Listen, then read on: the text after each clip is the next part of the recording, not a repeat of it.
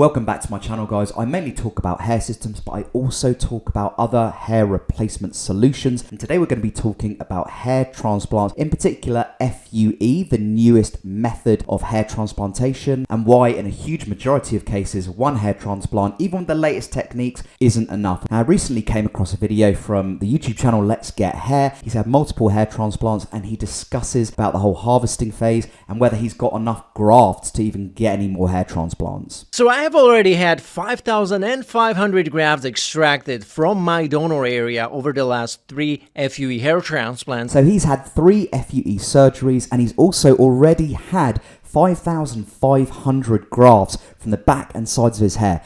That's really quite a lot when you consider that the average male around the sides and the back of the hair only has 6,000 grafts. So in most cases, by this point, you probably wouldn't be suitable to have another hair transplant. And because 5,500 grafts are already missing from my donor area, I need to be very calculated and very precise about how do I allocate the rest that I still have there. Now, he mentions here that he needs to be really calculated, and this is very true. And I'd say that's not even just in relation to the number of grafts left around the back and the sides of the hair. You need to be calculated around cost. These things are expensive. One hair transplant can send you back $8,000 to $10,000.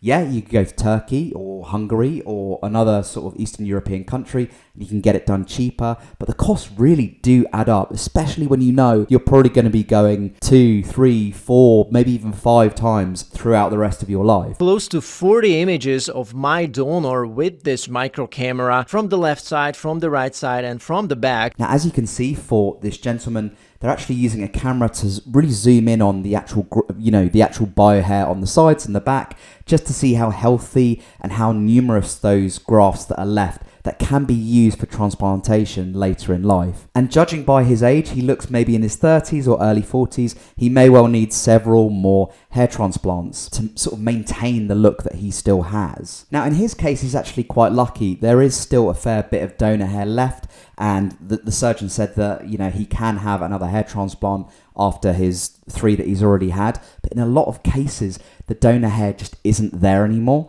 And for a lot of people, they're not even suitable for 1 hair transplant, let alone 3 or 4. You really need to have a good, healthy amount of donor hair and ensure that it doesn't get damaged, especially not in sort of previous surgeries. Now, I want you to think at this point about your donor area being like a reservoir. Each transplant uses up a portion of that reservoir, and no matter how skilled your surgeon is, there's only so much hair available. After one procedure, you may well have a decent number of grafts left. If your hair loss is pretty advanced when you come around to getting a hair transplant, you will probably find that 1 transplant isn't enough. It won't cover enough of the area on top of your head, and you will need multiple procedures to get the desired coverage that you may well want. Now, at this point, I'd like to ask you guys a question. If you were considering a hair transplant, or if you've had a hair transplant, are you concerned about the number of grafts that are left?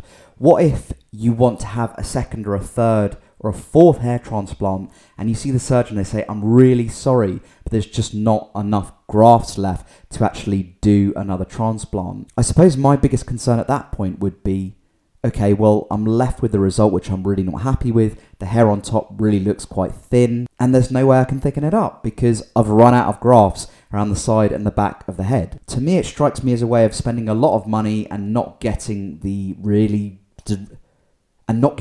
results you were hoping for and desire. Now, as I said earlier in the video, I really quite like this guy's overall result, but at the same time, he's had 3 FUE procedures and he's going to be having more in the future.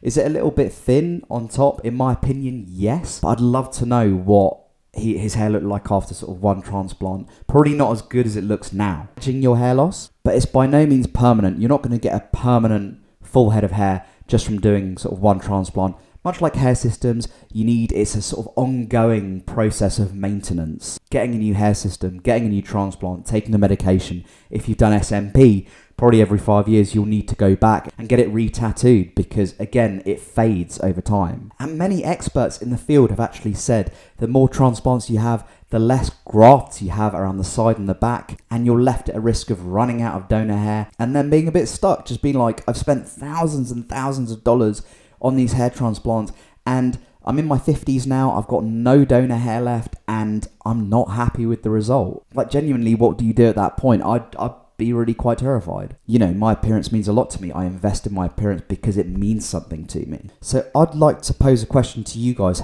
Are you someone who's actually had multiple hair transplant procedures? And if you have, what's your experience with graft availability? Have you been warned by surgeons in the past, okay, well, you've got less grafts than you did before, so you're going to have to be really calculated in how you move forward? Let me know in the comments below. Also, are you someone who's considering a hair transplant but weren't really aware that you're probably going to need more than one throughout your lifetime? Possibly 2, possibly 3, possibly even 4 or 5, just to maintain a full appearance, a full head of hair. And were you aware that sort of graft availability could be an issue down the line? For many people, graft availability is an issue at the beginning of their journey. As a transplant expert might say, you know, you're not suitable for a transplant because you don't have enough donor hair. So in summary, guys, and the point of this video is, firstly, make sure you've got a long-term strategy in place.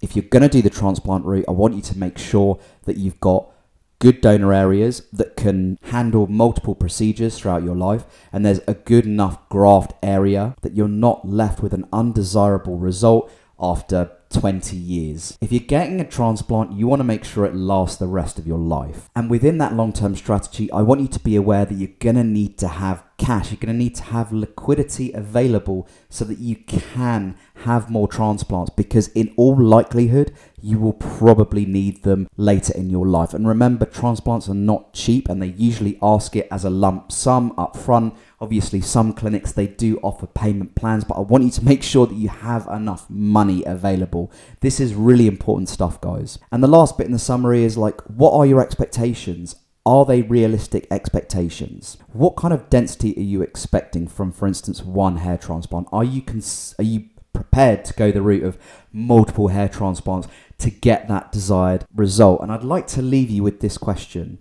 If you were looking to go the hair transplant route, what is your biggest concern? Let me know in the comments box below. It'd be really interesting to hear people's views. Now, there is an alternative route to this. It's an alternative that I've been using as my hair loss solution for the last 6 years, and it's hair systems, modern day toupees. They are non-surgical. There's no procedure required. You don't need to see a consultant. You can basically take care of the whole maintenance process yourself. I take care of all of my own maintenance. I don't need to see a doctor. I don't need to see a specialist. I don't need to have surgery. I don't need to take painkillers. It's actually a really empowering way of taking care of your hair loss. And my favorite thing about it, you can go for whatever style you want. You can go for whatever color you want. You can go for whatever density you want.